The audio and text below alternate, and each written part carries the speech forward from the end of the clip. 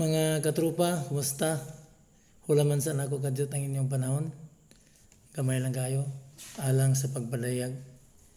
May tungod sa mayong balita, sumala sa Proverbio Kapitulo 25, versikulo 25, ingon sa bugnaw nga katubigan, alang sa giugaw nga kalag, mauman ang mayong balita gikan sa halayong yuta.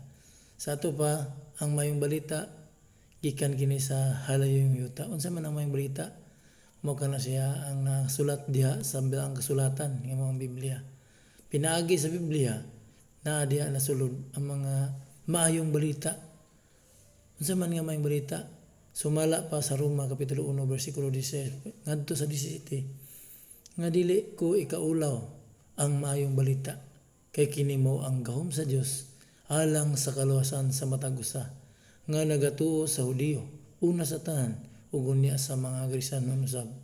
Kay diha sa maayong balita ginapadayag ang pagkamatarong sa Dios nga pinaagi sa pagtuo ngadto sa Dios.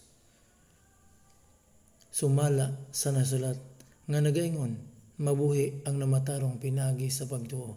So kinsa man atong tuan, mao kana siya ang atong Ginoong Hesukristo.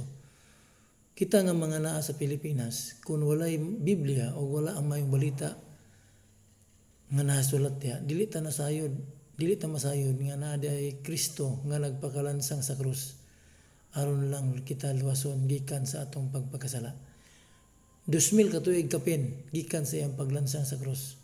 Pero hantod karon labas pa kaayo ang mga handumanan gani bag-o pa nato gisaulog ang Semana Santa aron sa pagsubli ug sa paghinumdom sa iyang pagpakasakit ug pagantos para sa atong mga sala.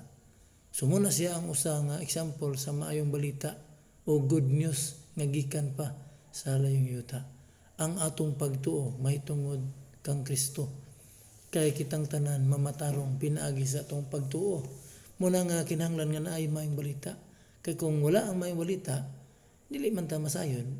So muna nga sa akong gibuhat karon nga pag-vlog ato ning ipadayon pinaagi sa pagpaabot sa tibok katawhan mahitungod sa mayong balita.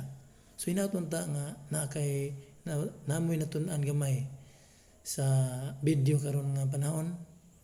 Hinaton ta nga sa kanunay ang grasya sa Dios mag-uban kanatong tanan. God bless og salamat sa kanunay nga pagsuporta og kanunay nga paggiya sa matag usa. Daghang salamat og maayong buntag sa tanan.